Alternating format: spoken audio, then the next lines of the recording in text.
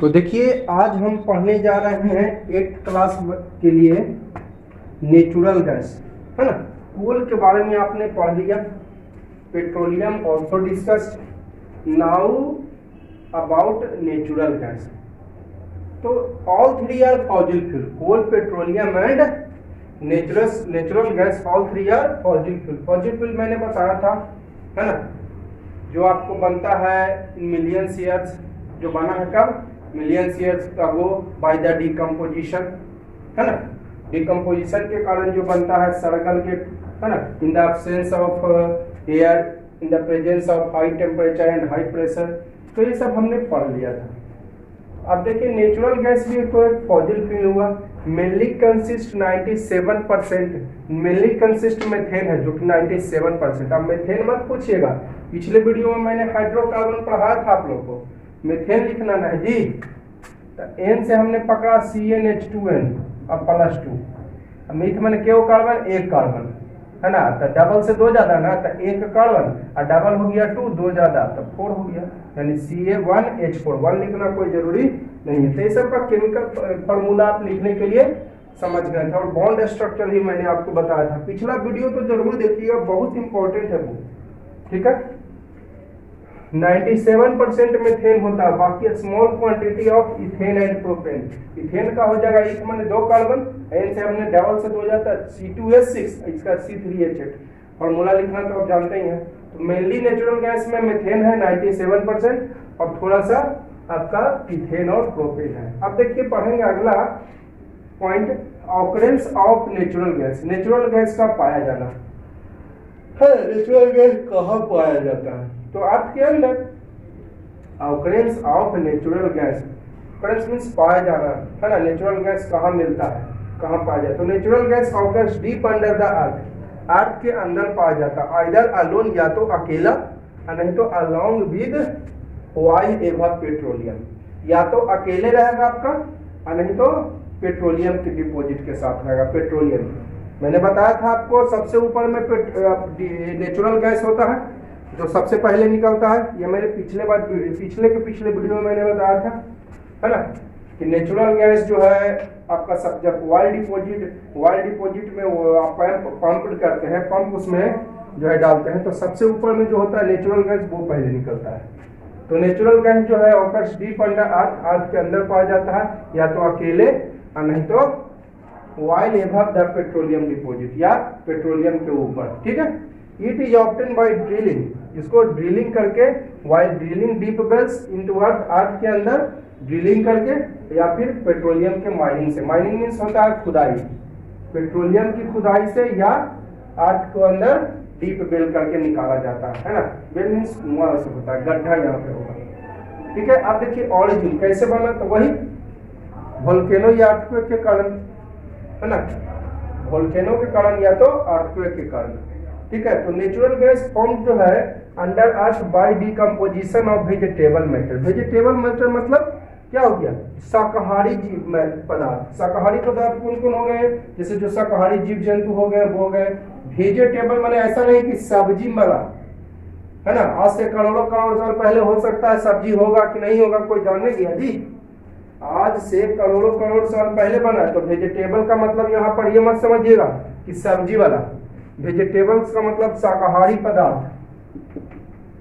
शाकाहारी पदार्थ मतलब जीव जंतु, शाकाहारी जीव जंतु मतलब हल्का मटेरियल से, ठीक है, हल्का मटेरियल से, भारी भारा मटेरियल से नहीं। तो नेचुरल गैस जो बनता है फॉर्म्ड है ना। अब आप देखिए एक सवाल ध्यान दीजिए कि नेचुरल गैस आखिर ऊपर ही क्यों रह गया। पहला बात कि इसका डेंसिटी कम होता है, हल्का होता है तो ऊपर ही रहेगा। और दूसरी बात की देखिए वेजिटेबल्स मैटर जो होते हैं वो हल्के हल्के होते हैं, तो हल्का वाला गारंटी है कि ऊपर रहेगा और भारी वाला नीचे चल जाएगा। आज से करोड़ों करोड़ साल पहले भी जो वेजिटेबल मैटर्स थे वो हल्के मैटर्स थे, तो हल्का मैटर ऊपर रह गया और भारी वाला नीचे चल गया। क्लियर, इससे भी क्लियर होता है। आपको सवाल पूछा कि नेचुरल गैस आखिर जो है ऊपर में ही क्यों रहता है, तो पहली बात की आप बताइए, नेचुरल गैस जो है क्या होता है, गैस है जो कि हल्का होता है, हल्का वाला ऊपर ही रहता है ना, हल्का मटेरियल ऊपर आ जाता है। और ऐसे भी ये शाकाहारी जीव जंतु करोड़ों करोड़ साल पहले हल्के पदार्थ है, तो हल्का पदार्थ ऊपर ही ना होगा जी, और भारी वाला नीचे, ठीक है। तो ये आपको नेचुरल गैस बनता है अंडर अर्थ, अर्थ के अंदर। सही बात है, ऐसा नहीं कि आप चाहिएगा बनाने के लिए करोड़ों करोड़ साल बनेगा, हम आपसे नहीं बन सकता, उतना साल कोई जिंदा ही नहीं रहेगा। तो नेचुरल गैस जो बनता है डिकम्पोजिशन से ऑफ वेजिटेबल मैटर्स, है ना, वेजिटेबल्स मैटर के डिकम्पोजिशन से, इन the presence of high temperature, high temperature के प्रेजेंस में, है ना।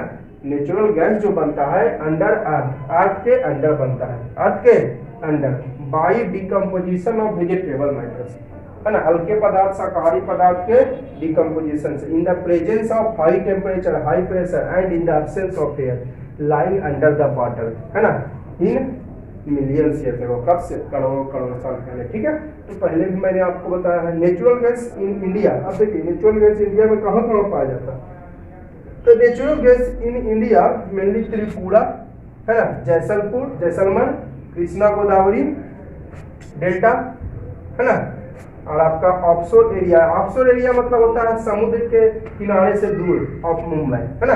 तो ये चारों जगह पे नेचुरल गैस पाया जाता है, त्रिपुरा में, जैसलमेर में, कृष्णा गोदावरी डेल्टा में, ऑफशोर एरिया समुद्र के किनारे से दूर वाला एरिया में, मुंबई के समुद्र के किनारे से दूर वाला एरिया में। अब पढ़ेंगे यूजेज ऑफ नेचुरल गैस।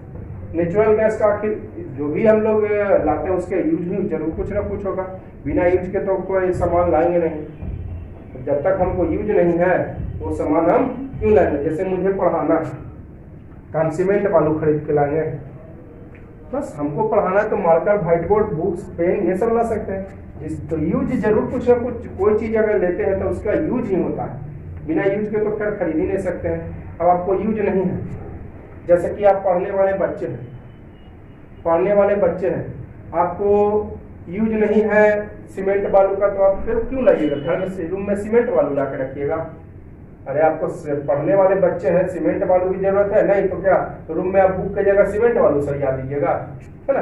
तो यूज जरूर कुछ ना कुछ होता है, किसी चीज का यूज होता है, सब तभी हम लोग लेते हैं। तो usages of natural gas, domestic and industrial fuel में, फ्यूल बताया था मैंने कि आपको ये शायद मेटल नॉन मेटल स्टार्ट कर रहे थे वो, तो उसी समय फ्यूल बताए थे कि the substance which Burns and gives heat and light, जो जलता है, हीट और लाइट देता है, और फ्यूल, है ना। डोमेस्टिक एंड इंडस्ट्रियल फ्यूल में सीएनजी, देखिए कंप्रेस्ड नेचुरल, ये भी नेचुरल गैस हुआ जी, गाड़ी में इसका यूज होता है, मोटर व्हीकल या घरों में भी या फैक्ट्री में भी आजकल यूज हो रहा है ना। घर में तो बहुत कम होता है लेकिन फैक्ट्री में ज्यादा यूज होता है। ठीक है, डोमेस्टिक एंड इंडस्ट्रियल फ्यूल में कंप्रेस्ड सीएनजी, ये भी एक नेचुरल गैस का ही टाइप है, जो मोटर व्हीकल में यूज होता है, घर में या फैक्ट्री में। घर में तो कम होता है लेकिन फैक्ट्री में ज्यादा होता है। As source for hydrogen, hydrogen के सोर्स के लिए, हाइड्रोजन के सोर्स के लिए ये यूज होता है, और कार्बन ब्लैक के सोर्स के लिए यूज होता है ना, कौन, नेचुरल गैस। ठीक है, और देखिए एक पॉइंट मैंने लिखा, CNG is more environmental friendly then petrol diesel, मतलब सीएनजी जो है ज्यादा इन्वायरमेंटल फ्रेंडली है, इससे ज्यादा पॉल्यूशन नहीं होता है। ठीक है, अभी मैंने लिखाया आपको यूजेज ऑफ नेचुरल गैस में, है ना, कि natural gas is use, usages of अपने नेचुरल गैस अभी मैंने बताया, और नेचुरल गैस के यूज में मैंने बताया कि natural gas is used as source for hydrogen, है ना, natural gas is used for source of hydrogen. ठीक है, तो बताया ना, तो हाइड्रोजन के बारे में मैं थोड़ा चर्चा करता हूँ। नेचुरल गैस का यूज जो है हाइड्रोजन के सोर्स के लिए किया जाता है। ठीक है, तो क्या सोर्स है उसका जरा देखिए, तो हाइड्रोजन को यूज किया जाता है मैन्युफैक्चरिंग ऑफ अमोनिया, NH3। मैंने आपको मेटल नॉन मेटल चैप्टर में भी इसको बताया था। नाइट्रोजन गैस को जब हीटेड करते हैं हाइड्रोजन गैस के साथ at 500 degree celsius in the presence of Fe2O3 catalyst, catalyst मतलब फूटना, जो झगड़ा में भाग नहीं लेता है लेकिन झगड़ा को बढ़ा देता है। डिफिनेशन मैंने लिखा था, the substance which does not participate in the chemical reaction but reaction becomes fast, जो रिएक्शन में खुद भाग नहीं लेगा लेकिन रिएक्शन को तेज कर देता है उसको बोलते हैं कैटेलिस्ट। तो 100 नाइट्रोजन के साथ हाइड्रोजन मिलाइए 500 डिग्री सेल्सियस पर Fe2O3 कैटेलिस्ट के साथ, तो बनेगा आपको NH3 अमोनिया। ठीक है, ये हमने मेटल नॉन मेटल चैप्टर में भी बताया है। कार्बन ब्लैक का यूज किया जाता है जब filter in tyre industry, carbon black का यूज किस लिए किया जाता है, टायर इंडस्ट्री में, है ना। टायर जो है ब्लैक ही होता है ना, कार्बन ब्लैक का यूज किया जाता है टायर इंडस्ट्री में। देखिए कुछ पॉइंट्स मैंने लिखा दिया, कैलोरीफिक वैल्यू देखिए, ये मेटल नॉन मेटल चैप्टर में भी बताए हैं।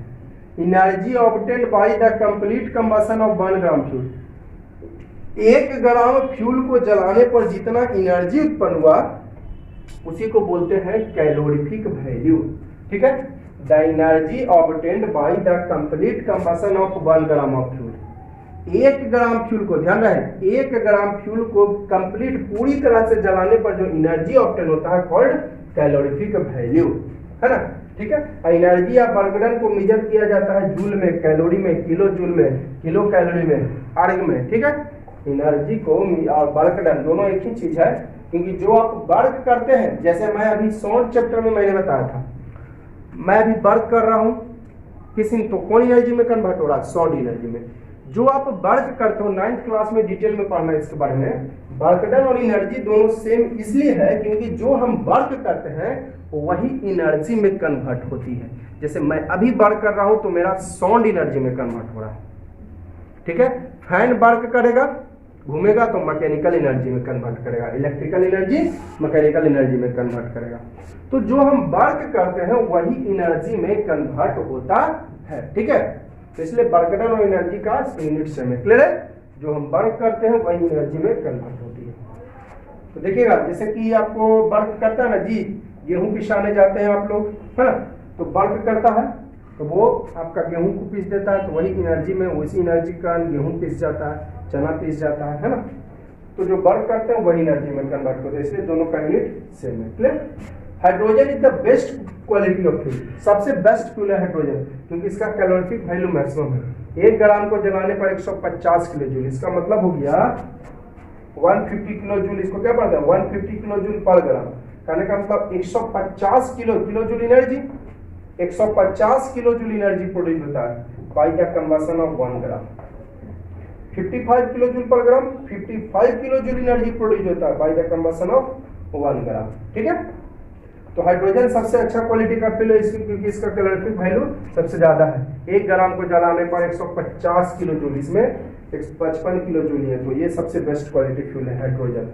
इसलिए तो हाइड्रोजन का यूज किया जाता है एयरक्राफ्ट में, है ना, ये आपका रॉकेट लॉन्चिंग में सब हाइड्रोजन फ्यूल, जितना भी आपका स्पेस एक्टिविटी है सब में हाइड्रोजन फ्यूल का ही यूज होता है। स्पेस क्राफ्ट जो भेजता है, मंगलयान पर इंडिया भेजा था सबसे पहले पूरा वर्ल्ड में, तो वो आपका जो डिस्कवर किया था ना जी कि पानी है, तो ये जो है सबसे पहले जो है ये आपका, क्या मैं बता रहा था, हाँ हाइड्रोजन ही यूज होता है, क्योंकि हाइड्रोजन सबसे बेस्ट क्वालिटी का फ्यूल है। एयरक्राफ्ट में, रॉकेट लॉन्च में सब हाइड्रोजन होता है। इग्निशन टेम्परेचर देख लीजिए, द लोएस्ट टेम्परेचर, कम से कम टेम्परेचर जिस at which any fuel starts burn, जिस पर कोई जो है फ्यूल जलना शुरू करता है, ध्यान रहे क्या लिखा है, द लोएस्ट टेम्परेचर, वह कम से कम टेम्परेचर, वह कम से कम टेम्परेचर जिस पर कोई फ्यूल जो है जलना शुरू करता है कॉल्ड इग्निशन टेम्परेचर, है ना। वह कम से कम टेम्परेचर जिस पर कोई फ्यूल जलना शुरू करता है, ध्यान है जलना शुरू करता है, उसको कहते हैं इग्निशन टेम्परेचर। ये तो ये भी मेटल नॉन मेटल में मैंने बताया था। आप देखिए एडवांटेज पढ़ेंगे, फायदा, नेचुरल गैस का क्या फायदा है, तो देखिए यह एक बेटर फ्यूल है क्योंकि इसका कैलोरीफिक वैल्यू 55 किलो जूल पर ग्राम है, मैंने 1 ग्राम को जलाने पर 55 किलो जूल। यह बेटर फ्यूल है, एक अच्छा क्वालिटी का फ्यूल है, इसका कैलोरीफिक वैल्यू इतना होता है, लेकिन हाइड्रोजन से कम ही है, हाइड्रोजन से, इसलिए तो मैंने लिखा बेटर फ्यूल, बेस्ट नहीं लिखा, बेटर, अच्छा फ्यूल है। It Burns with a smokeless flame, हाँ इसमें कोई धुआं हुआ नहीं उठता है और पोल्यूशन नहीं होता है इसको जलाने से, तो फायदा है ना जी। अब कोयला को जलाते हैं तो पोल्यूशन होता है, पेट्रोल डीजल जलता है गाड़ी में तो पोल्यूशन होता है, लेकिन नो कॉजेज पोल्यूशन, इसीलिए तो इसका यूज आज के डेट में आपको व्हीकल्स में भी किया जाता है, गाड़ियों में की जाती है ना। It does not produce any poison gas on burning, कोई जहरीला गैस नहीं देता है जलने पर, लेकिन आप डीजल पेट्रोल को जलाते हैं तो carbon dioxide, sulphur dioxide, nitrogen dioxide देता है, यानी आपको जो है डेंजरस जो है गैस देता है, पॉइजन गैस देता है, ठीक है। तो इसको जलाने पर पॉइजन गैस भी मिलता है, किसको, डीजल पेट्रोल को, लेकिन इसको जलाने पर, ये नेचुरल गैस को जलाने पर कोई पॉइजन गैस नहीं, तो फायदा है ना। ये बेटर फ्यूल है, इसका कैलोरीफिक वैल्यू इतना है, स्मोकलेस फ्लेम के साथ, फ्लेम मतलब burning part which we can see, candle मैंने फ्लेम बताया भी था आप लोगों को, जो कैंडल का जलता हुआ भाग देख रहे हैं ना, वही फ्लेम हुआ। जो जलता हुआ भाग जो देख रहे हैं स्टोव, किरोसिन स्टोव, स्टोव में जो जलता है गैस, सबसे बढ़िया गैस, गैस लगभग सारे घरों में होगी, गैस देखते होंगे ना जलते हुए, तो जो जलता हुआ भाग हम लोग देख रहे हैं उसी को कहते हैं फ्लेम। ठीक है, तो it does not produce any poison gas, ये कोई पॉइजन गैस नहीं देता है जलने पर। It is easily supplied by pipeline city, अलग अलग शहरों में पाइपलाइन से सप्लाई होता है ना, अलग अलग शहरों में। आजकल सिलेंडर में ही भर के भेजा जाता है, लेकिन पाइपलाइन से सप्लाई करना आसान है जी। सिलेंडर में भर के भेजिएगा, ज़्यादा खर्च भी है, ज़्यादा टाइम लगेगा भी, पाइपलाइन से आसानी से पहुंच जाता है। एलपीजी गैस भी अब देखिए पाइपलाइन से ही बड़े बड़े शहरों में मिल रही है, एलपीजी गैस पाइपलाइन से ही बड़े बड़े शहरों में मिल जाती है। अब आपको सिलेंडर की जरूरत फिर नहीं पड़ जाएगी। सिलेंडर आप लोग लाने जाते हैं ना, बार बार सिलेंडर लाने जाओ लाओ, तो उसमें फिर आपको भविष्य में सिलेंडर की जरूरत नहीं पड़ेगी, है ना। बड़े बड़े शहरों में तो ये सिस्टम हो गई है। तो अब उसका जैसे बिजली बिल आप देखते हैं ना, बिजली बिल आती है ना, उस तरह से आपको जो है पाइपलाइन वाला बिल आएगा। ठीक है, तो ये कोई पॉइजन गैस नहीं देता है जलने पर, है ना। It is easily supplied by pipelines in cities, इसका मतलब तो आपको बताएं ही। तो ये था आपका नेचुरल गैस के बारे में। आप देखिए कुछ और पॉइंट्स देखेंगे। अब देखिए हम लोग पढ़ेंगे रिफाइनिंग ऑफ पेट्रोलियम। क्या है रिफाइनिंग ऑफ पेट्रोलियम, पहले ये देख लेते हैं, है ना। रिफाइनिंग ऑफ पेट्रोलियम क्या है, जरा इसके बारे में जानकारी ले लेते हैं। देखिएगा, process of separating petroleum into various useful substance. मैंने बताया था आपको पेट्रोलियम में केवल एक ही, पेट्रोलियम का मतलब केवल और केवल पेट्रोल नहीं, पेट्रोलियम में सब कुछ आ जाता है, पेट्रोल, डीजल, किरोसिन, है ना, मोबिल वगैरह जो भी होता है वो सब आ जाता है। पेट्रोलियम में सब कुछ आ जाता है, पेट्रोल, डीजल, केरोसिन, मोबिल जो आपको गाड़ी वगैरह में दिया जाता है वो सब आ जाता है। ठीक है, तो उसी को अलग करने का तरीका कहलाता है रिफाइनिंग ऑफ पेट्रोलियम, यानी शुद्ध करना। रिफाइनिंग मतलब शुद्ध करना। The process of separating petroleum, the process of separating petroleum into various useful substances, अलग अलग सबस्टेंसेस में, है ना, अलग अलग सबस्टेंसेस में, कॉल्ड रिफाइनिंग ऑफ पेट्रोलियम, है ना। यानी पेट्रोलियम के अलग अलग सबस्टेंसेस को अलग करना, पेट्रोलियम के सबस्टेंसेस को अलग करना कहलाता है रिफाइनिंग ऑफ पेट्रोलियम। जो अलग जो उसमें कंपोनेंट्स प्रेजेंट है उसको अलग कर देना, रिफाइनिंग ऑफ पेट्रोलियम। अब देखिए फ्रैक्शनल डिस्टिलेशन ऑफ पेट्रोलियम समझ लीजिए पहले। तो फ्रैक्शनल डिस्टिलेशन क्या होता है, the method of separation of useful components. Components माने होता है जो मिला हुआ सबस्टेंस है, जो उसमें मिला हुआ सबस्टेंस है वो कंपोनेंट्स कहलाता है। The method of separation of useful components of petroleum, जिसमें पेट्रोलियम को हीटेड किया जाता है बॉइलिंग पॉइंट पर, है ना। The method of separation of useful components of petroleum, जिसमें पेट्रोलियम को हीटेड किया जाता है बॉइलिंग पॉइंट तक, उसके बाद ठंडा किया जाता है। फ्रैक्शनेटिंग कॉलम, मैं फिगर आपको बता दूंगा फ्रैक्शनेटिंग कॉलम का, इज कॉल्ड फ्रैक्शनेटिंग कॉलम जो है फिगर मैं शो कर दूंगा, is called fractional distillation of petroleum. मतलब जो यूजफुल कंपोनेंट्स को अलग करने का मेथड, कैसे अलग करते हैं, तो पहले हीटेड किए उसके बाद कूल किए, इस तरह से अलग हो जाता है, इसी को बोलते हैं फ्रैक्शनल डिस्टिलेशन ऑफ पेट्रोलियम। ठीक है, the method of separation of useful components of petroleum, मतलब मिला हुआ जो सबस्टेंस है पेट्रोलियम में उसको अलग करने का विधि, जिसमें सबसे पहले हीटेड किया जाता है और उसके बाद ठंडा किया जाता है। तो इस तरह से अलग अलग कंपोनेंट अलग हो जाते हैं, है ना। Is called fractional distillation of petroleum. मैं फिगर आपको बना दूंगा, ये आपका फ्रैक्शनेटिंग कॉलम का। फ्रैक्शनेटिंग कॉलम जो है एक सिलेंडर टाइप का होता है, फ्रैक्शनेटिंग कॉलम सिलेंडर टाइप का। देखिए अब मैं आपको कितना कितना डिग्री सेल्सियस टेम्परेचर पर गर्म कीजिएगा तो अलग होगा, उसके बारे में मैं लिखा दूं। पेट्रोलियम का कंपोनेंट्स कितना कितना डिग्री सेल्सियस पर अलग होगा उसके बारे में लिखा दिया हूं, है ना। तो यहाँ पर भी हेडिंग बनाता हूं मैं, कंपोनेंट्स ऑफ पेट्रोलियम, है ना। Components of petroleum, petroleum gas है, पेट्रोलियम गैस जब आपका 40 डिग्री, पेट्रोलियम गैस मतलब नेचुरल गैस हो गया, पेट्रोलियम गैस का मतलब हो गया नेचुरल गैस। ठीक है, ब्रैकेट में मैं लिख देता हूँ यहाँ पर नेचुरल गैस। ठीक है, 40 डिग्री के सेल्सियस नीचे गर्म कीजिएगा तो आपको एलपीजी फ्यूल जो है सेपरेटेड हो जाएगा, जो घर और इसका यूज भी मैंने लिख दिया हूँ, ये घर और इंडस्ट्रीज में कल कारखानों में यूज होता है, ठीक है। क्या है हम लोग पढ़ रहे हैं इसके बारे में, कंपोनेंट्स ऑफ पेट्रोलियम के बारे में, कि कितना कितना डिग्री सेल्सियस पे गर्म करेंगे तो आपको अलग हो जाएगा, क्योंकि पेट्रोलियम तो एक मिक्सचर है ना, पेट्रोलियम क्या है, एक मिक्सचर है, ठीक है। आपका पेट्रोलियम जो है इज अ मिक्सचर, मिक्सचर मतलब मिला हुआ, बहुत सारा इसमें मिला हुआ है ना, बहुत सारा इसमें मिला हुआ, पेट्रोलियम एक मिक्सचर है। तो components of petroleum, petroleum natural gas, petrol, kerosene oil, diesel, fuel oil, lubricant, ये सब आपका कंपोनेंट्स ऑफ पेट्रोलियम है। तो petroleum gas and natural gas 40 degree Celsius के नीचे गर्म कीजिएगा तो एलपीजी सेपरेटेड हो जाएगा, जो घर और इंडस्ट्री में यूज होता है। पेट्रोल अलग करना है तो 40 डिग्री सेल्सियस से 170 डिग्री सेल्सियस तक ले जाइए, 40 से 170 तक, तो ये आपको पेट्रोल अलग हो जाएगा, जो मोटर फ्यूल में यूज होता है ना। Solvent for dry cleaning, solvent मतलब घुलाने वाला, ठीक है, सॉल्वेंट का मतलब होता है घुलाने वाला, मैं लिख देता हूँ, सॉल्वेंट मीन्स घुलाने वाला, जैसे शुगर और वाटर का सॉल्यूशन है, ठीक है। तो शुगर आपका हो जाएगा सॉल्यूट जो कि घुलने वाला, और वाटर हो गया सॉल्वेंट घुलाने वाला, घुलाता कौन है, वाटर, तो वाटर सॉल्वेंट और शुगर सॉल्यूट, है ना। Solution of salt and water, solution of salt and water है, तो साल्ट घुलेगा और वाटर घुलाएगा, तो साल्ट हो गया सॉल्यूट और वाटर हो गया सॉल्वेंट, तो सॉल्यूट घुलने वाला और सॉल्वेंट घुलाने वाला, समझ गए। तो जो घुलाने वाला यानी ड्राई क्लीनिंग में सॉल्वेंट यानी घुलाने वाला के लिए यूज किया है, ये सब यूज लिख दिए हैं। केरोसिन ऑयल 170 से 250 पर ले जाइए तो जो ये निकल दिया आपका केरोसिन ऑयल अलग हो जाएगा, लैंप में या स्टोव में यूज होता है, स्टोव समझते हैं ना, केरोसिन स्टोव। अब तो खैर स्टोव का जमाना खत्म हो गया, आप सब गैस पर ही बना लेते हैं। डीजल आपका फॉर हैवी मोटर, भारी भारी मोटर गाड़ी के लिए, इलेक्ट्रिक जनरेटर के लिए यूज होता है।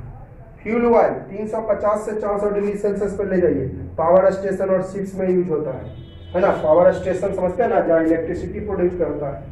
फ्यूल ऑयल का मतलब हो गया फ्यूल का कैपेसिटी बढ़ाने वाला, जैसे आप लोग देखते हैं, देते होंगे केरोसिन ऑयल वगैरह हो गया, आपका देखते होंगे मोबिल वगैरह देते हैं ना टू व्हीलर में, बाइक वगैरह में सेफ्टी के लिए, तो वही फ्यूल ऑयल हो गया। पावर स्टेशन में यूज होता है, शिप्स में। लुब्रिकेंट ऑयल, लुब्रिकेंट मतलब होता है चिकना करने देने वाला, चिकना करने वाला, ये आपको फोर्स फ्रिक्शन और प्रेशर में ही बताया है, चिकना करने वाला ऑयल, फोर्स फ्रिक्शन और प्रेशर चैप्टर में बताया, चिकना करने वाला 400 डिग्री सेल्सियस से ऊपर, जो कि लुब्रिकेशन में यूज होता है, यानी चिकना करने वाला, ठीक है। लुब्रिकेटिंग ऑयल जो कि आपको स्मूथ बनाता है ना, फ्रिक्शन वगैरह इससे कम जाता है, 400 डिग्री सेल्सियस के ऊपर होता है। पैराफिन वैक्स जो कि ऑइंटमेंट मलहम में यूज होता है। कैंडल, हाँ कैंडल देखे ना आप लोग जी, कैंडल में ही पैराफिन वैक्स यूज होता है ना। और वैसलीन, वैसलीन तो आप लोग सब लोग जानते होंगे। एस्फाल्ट एक ब्लैक सिल्की सबस्टांस है जो कि पेंट में यूज होता है और रोड सर्फेसिंग में, है ना, रोड जो गतरा वगैरह है वही एस्फाल्ट हो गया।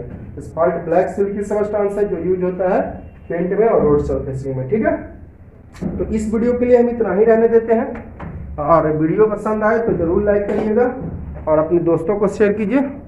Okay, thanks.